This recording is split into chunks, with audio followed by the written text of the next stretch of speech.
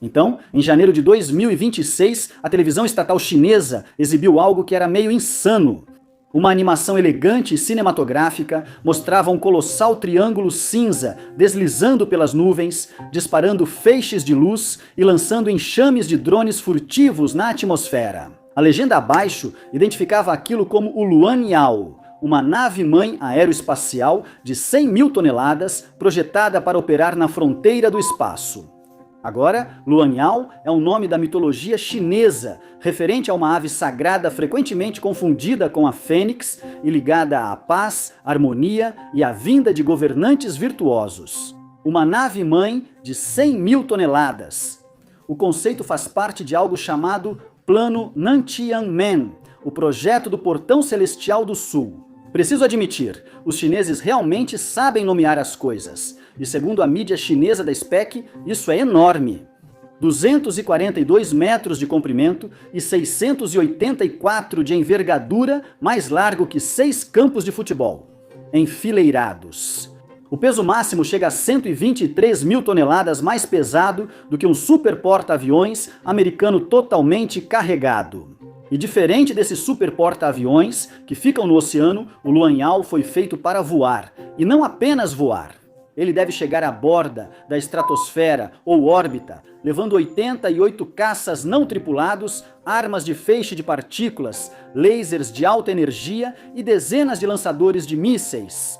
Poucas semanas após a transmissão, a mídia ocidental noticiou manchetes sobre porta-aviões espaciais, de guerra nas estrelas e o maior navio de guerra do mundo.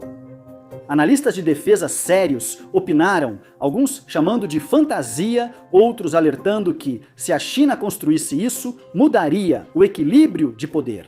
Quero dizer, se eu criasse uma arma espacial mágica que eliminasse toda a vida na Terra, isso mudaria o equilíbrio de poder. Mas isso não a torna real, certo? Então, o que é exatamente o Luanyao? De onde veio esse conceito? Este programa militar é realmente sério? Apenas propaganda elaborada ou um caro projeto de ficção científica que foi parar na TV nacional? A pergunta central é: o que seria preciso para lançar uma fortaleza voadora de 120 mil toneladas ao espaço? O plano Nantianmen não começou como um programa militar. Por volta de 2017, uma empresa chamada AVIC Global Culture Deck começou a construir algo incomum. A AVIC é uma subsidiária da Aviation Industry Corporation of China, um dos maiores conglomerados estatais aeroespaciais e de defesa do país. Eles constroem caças de verdade, drones de verdade, helicópteros de verdade. Mas essa divisão específica da empresa tinha uma missão diferente.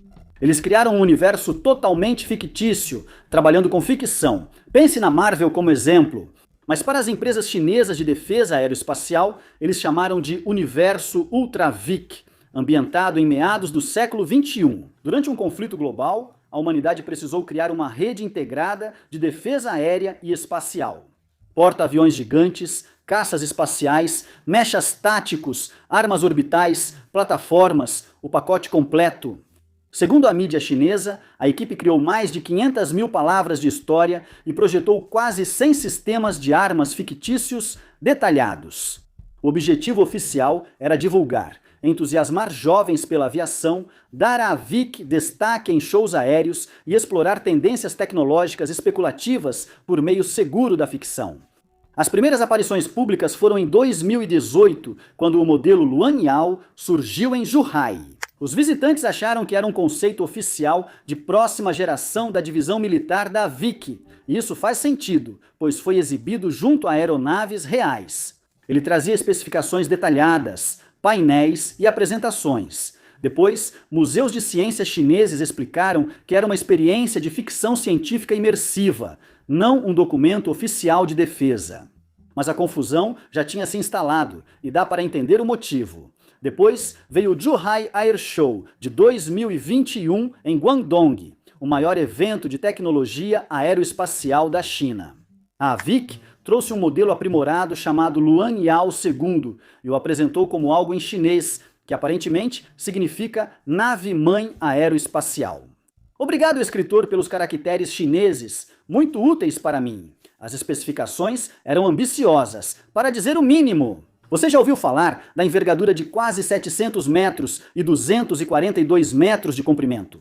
Dizem que atinge a altitude orbital de estágio único de 42 mil quilômetros. Em algumas versões do material, isso é mais alto do que a órbita geoestacionária, onde ficam os satélites de comunicação, que é realmente muito longe. Outras fontes chinesas descrevem que ele opera a 42 mil metros, ou 42 quilômetros, firmemente na estratosfera. E veja, o fato de que ninguém consegue concordar se isso voa na altitude de aviões comerciais ou além da plumagem da Lua, já diz muito sobre o quanto devemos levar esses números a sério. Mas aparentemente, a imprensa não entendeu o recado. Até a cobertura chinesa reconheceu o óbvio. A lista de tecnologias trazia campos antigravitacionais, reatores de fusão e escudos de energia. Isso era basicamente ficção científica, com alguns passos extras, criada por algum motivo por uma contratada de defesa. Mas a Vicky não parou por aí, o universo continuou se expandindo. Com o Luanyao, apresentaram uma frota de embarcações de apoio, um caça espacial não tripulado Xuanlu e um caça aeroespacial de sexta geração Baibei. Esse chegou a ter uma maquete em escala real no Zhuhai Air Show de 2024 e uma plataforma logística VTOL chamada Zihuo, revelada na exposição de helicópteros de Tianjin em 2025. Cada um veio com sua própria história detalhada, especificações técnicas e um acabamento tão bom que fazia você esquecer que estava olhando para um adereço. E esse é o objetivo. Nos salões aeronáuticos, modelos fictícios dividem espaço com vantis e mísseis reais. Visitantes conferem painéis detalhados, circulam por maquetes em tamanho real e testam simuladores. A linha entre arte conceitual e protótipo se torna tênue rapidamente quando você faz isso, e provavelmente não é tudo por acaso. Até 2025, o plano Nantianmen já havia atraído alguns parceiros de peso. Adicione isso ao Salão Aeronáutico de Shandong. Naquele ano, o Baidu firmou parceria exclusiva com a Vicky para hospedar entradas oficiais do Baidu Baiki sobre o projeto e coproduzir conteúdo de divulgação científica. Esses materiais rotulavam Nantianmen claramente como propriedade intelectual de ficção científica com tema de aviação, destacando seu papel de vitrine imaginativa, em vez de um roteiro militar. E então, em janeiro de 2026, a televisão central chinesa colocou o Luanyao no noticiário nacional. A programação militar da CCTV mostrou a embarcação como nave-mãe aeroespacial da classe de 100 mil toneladas, capaz de levar 88 drones para a batalha. Especialistas militares apareceram na tela, chamando Nantianmen de conceito inovador e sugerindo que as tecnologias centrais já não eram questão de se seriam realizadas, mas de quais chegariam primeiro. E então o tom mudou. Por anos, a Vicky e o Baidu chamaram isso de entretenimento. A mídia estatal agora tratava isso como um roteiro aspiracional, alinhado às tendências reais em armas hipersônicas, energia dirigida e integração do espaço aéreo. Em poucos dias, tabloides do Reino Unido e dos Estados Unidos publicaram manchetes com alguns veículos tratando a animação conceitual como prova de um programa de superarma iminente. O projeto de ficção científica, iniciado como divulgação aeroespacial, virou notícia internacional. E, dependendo de quem você perguntasse, era ou um vislumbre do futuro ou a peça de propaganda militar mais elaborada dos últimos tempos. Ou, sabe, apenas uma história. Pessoal, anatomia do Luanyao, certo. Então, o que exatamente essa coisa deveria ser? Porque as especificações são realmente insanas, além de ser absolutamente gigantesco. Ela tem um convés de cerca de 90 mil metros quadrados, equivalente a 1 milhão de pés quadrados. É basicamente uma pequena cidade lá em cima, flutuando no céu com reatores de fusão mágicos. E vamos falar sobre o peso dessa coisa. A estrutura vazia pesaria 47.200 toneladas, mais que a maioria dos navios de guerra totalmente carregados para missões padrão. E você chega a 112.800 toneladas no peso máximo de decolagem. As especificações afirmam 122.900 toneladas, que é um pouco mais pesado do que um super porta-aviões classe Gerald R. Ford, atualmente o maior navio de guerra já construído. E só lembre-se, as especificações afirmam. Eu poderia afirmar que tenho uma de 75 polegadas, O Ford, é claro, fica no oceano, onde a água fornece flutuabilidade. O Lunial, segundo o perfil da missão, deveria fazer tudo isso enquanto voa. Esse aparelho opera em altitudes extremas, voando na alta estratosfera ou até mais alto, conforme a versão das especificações. O Lunial é um centro de comando e plataforma de armas, acima das defesas aéreas convencionais, capaz de atingir alvos em qualquer lugar do planeta. Lá de cima, a partir desse ponto, ele lança enxames de caças não tripulados Chuanu, que mergulham na atmosfera, atacam alvos com mísseis hipersônicos e depois sobem de volta para a nave-mãe.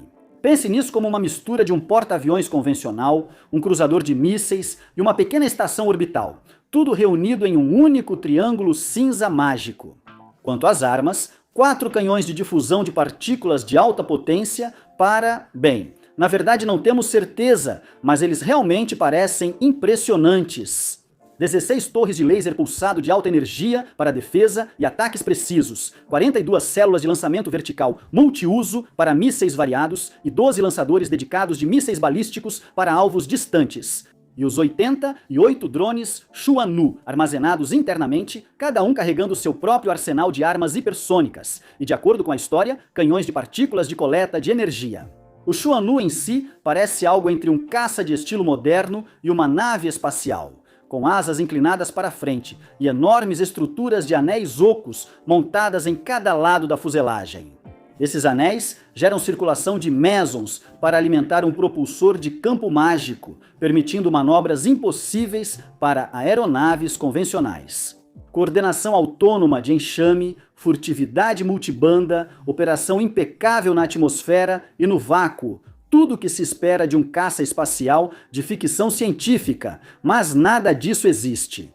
Para alimentar tudo isso, são necessários 2 grandes reatores de fusão a bordo, 38 motores compostos para voo atmosférico e 12 unidades de propulsão de campo que supostamente geram efeitos locais de antigravidade, porque isso é real.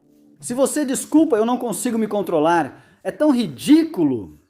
O mais ridículo é que alguém viu isso e acreditou. Se você pensou em um quarteirão flutuante com estação de energia e dezenas de motores de foguete, é isso mesmo. Mais uma vez, nada disso é real. Os sistemas de comando são igualmente ambiciosos. Fontes chinesas citam um sistema integrado de gerenciamento de batalha que centraliza dados em tempo real de satélites, drones, caças e radares em um quadro operacional único. O Lunial lidera essa rede, com consciência quase imediata de qualquer teatro abaixo e poder de fogo para intervir quando necessário. Então, você já deve estar entendendo o problema. Essas especificações descrevem algo impossível com a tecnologia atual. Antes de falar da física disso, é importante fazer outra pergunta. Já tentaram construir um porta-aviões voador? Este vídeo fala sobre megaprojetos. E nós gostamos de falar sobre coisas que realmente existem ou que poderiam existir em algum momento. E a resposta, surpreendentemente, é sim. E não deu muito certo. No início dos anos 30, a Marinha dos Estados Unidos testou caças parasitas, pequenas aeronaves levadas por grandes dirigíveis rígidos. O USS Akron e o USS Macon eram enormes dirigíveis de hélio, com mais de 240 metros de comprimento, hangares internos e sistema de trapézio para lançar e recuperar aeronaves. Pequenos biplanos Curtiss F-9Z Sparrowhawk em pleno voo. A ideia era colocar uma base aérea móvel no céu e no papel era realmente uma ideia inovadora. Na prática, porém, ambos os dirigíveis caíram em poucos anos. O Akron caiu durante uma tempestade na costa de Nova Jersey em 1933, matando 73 dos 76 homens a bordo. O Macon também se perdeu em 1935 por falha estrutural na costa da Califórnia. A Marinha considerou os dirigíveis rígidos caros, vulneráveis e facilmente substituíveis pela aviação embarcada, arquivando o conceito. A ideia voltou na Guerra Fria com o projeto FICOM, que testou um bombardeiro Convair B-36, levando um caça pequeno em compartimento de bombas adaptado. O sistema funcionava, o caça era lançado e, com considerável dificuldade, recuperado no ar. Mas o reabastecimento aéreo e aviões de reconhecimento de grande altitude, como o U-2, tornaram esse conceito obsoleto antes de ser usado. Por que arriscar uma difícil recuperação com trapézio se é possível reabastecer com um avião-tanque? esse conceito ganhou novo fôlego na era dos drones. O programa Gremlins da DARPA testou com sucesso o lançamento e a recuperação de pequenos Vant-X reutilizáveis de uma aeronave C-130. E em 2021, uma empresa chinesa chamada Zhongqiang Fei Long realizou um teste no qual uma grande nave-mãe, não tripulada, lançou 9 drones menores como um enxame coordenado. Exemplo modesto, porém real, de porta-aviões aéreo de pequeno porte. Mas aqui está o ponto. Todos esses projetos do mundo real operam em escalas medidas em dezenas de toneladas, talvez algumas centenas no máximo. Drones Gremlin pesam algumas centenas de quilos. As aeronaves-mãe são transportes militares já existentes. Todo o conceito funciona porque é pequeno, leve e relativamente simples. Luan Yao imagina aumentar essa escala em 1000 vezes ou mais. Bem, digamos apenas que a física esfriou um pouco o entusiasmo e tem algumas objeções, tornando a engenharia algo impossível. Certo, vamos fazer alguns cálculos. O peso máximo de decolagem do Luan Yao está listado em cerca de 120 mil toneladas, aproximadamente 120 milhões de quilos. O Saturno V, que levou astronautas à Lua, conseguia levar cerca de 130 toneladas para órbitas baixas da Terra. Se você quisesse lançar o Luan Yao como um único objeto usando foguetes da classe Saturno V, você precisaria de quase 1000 deles disparando todos ao mesmo tempo, o que é muita coisa. A Starship da SpaceX, o foguete mais potente em desenvolvimento, busca levar cerca de 150 toneladas à órbita com total reutilização. Ainda seriam precisos cerca de 800 deles apenas para levar o objeto a 400 quilômetros de altitude. Alguns materiais chineses descrevem o Luan Yao como operando a 42 mil quilômetros, o que está além da órbita geoestacionária. A energia necessária para alcançar essa altitude é absurda. Estamos falando de quadrilhões de joules só para os componentes gravitacionais, o que é comparável à potência dos principais testes de armas nucleares. Isso é antes de você considerar a energia necessária para acelerar até a velocidade orbital. As especificações fictícias resolvem isso usando reatores de fusão e unidades de campo antigravitacionais, o que é, conveniente, não é? O problema é que nenhuma dessas tecnologias existe de forma prática. A China e outros países têm reatores de fusão experimentais, mas são grandes, fixos e consomem mais energia do que geram. Usinas de energia de fusão compactas e aptas para voo ainda estão no campo do inexistente. Quanto à antigravidade, não há nenhuma evidência experimental de qualquer mecanismo que possa contrariar ou manipular campos gravitacionais. Zero chance. Erguer uma estrutura desse porte traz desafios de engenharia que se acumulam implacavelmente. As asas das aeronaves funcionam por serem leves, resistentes e terem estruturas internas que distribuem a tensão.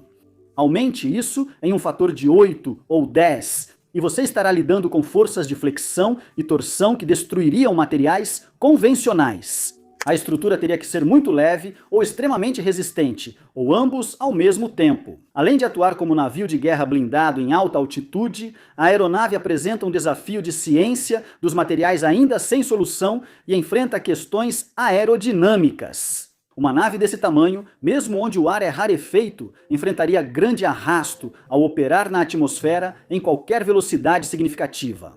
Um corpo sustentante triangular faz sentido aerodinâmico. Mas a imensa escala significa que até pequenas diferenças de pressão se traduzem em forças colossais, e entrar e sair da atmosfera, como algumas descrições sugerem.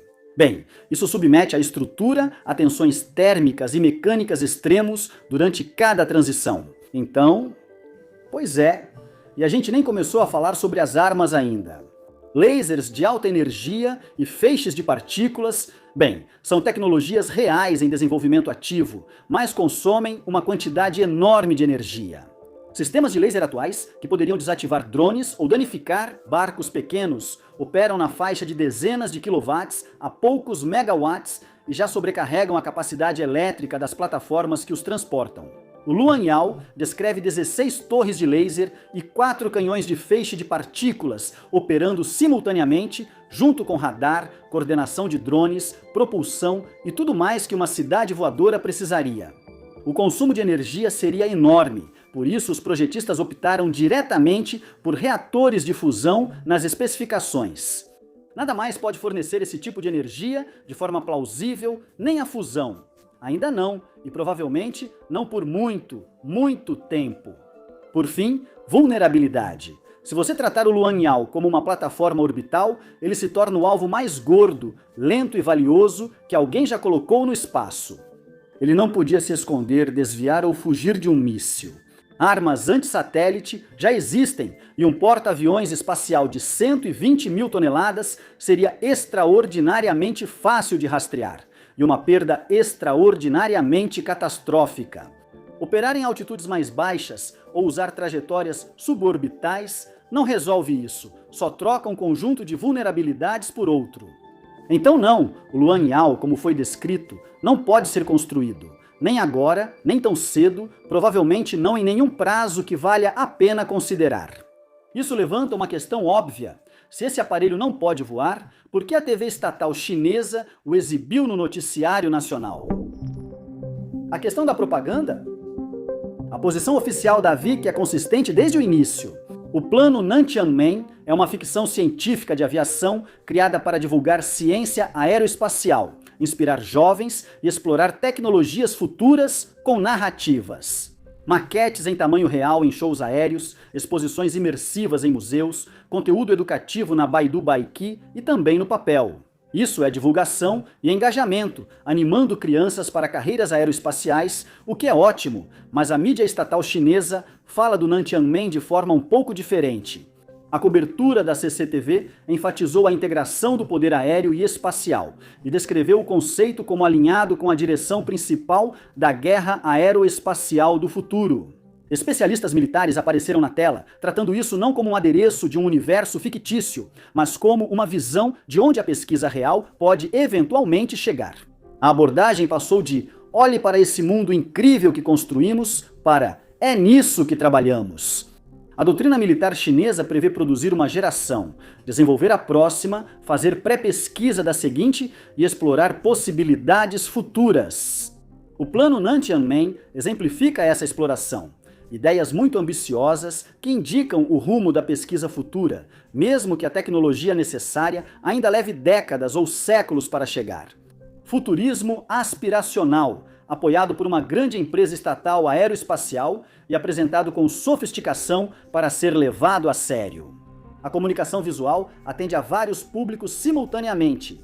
No país, isso reforça o orgulho nacional e a ambição tecnológica, mostrando aos chineses que sua indústria aeroespacial tem grandes planos internacionais. Isso passa a ideia de que a China desenvolve capacidades que os concorrentes não conseguem igualar facilmente, mesmo que não sejam viáveis na prática.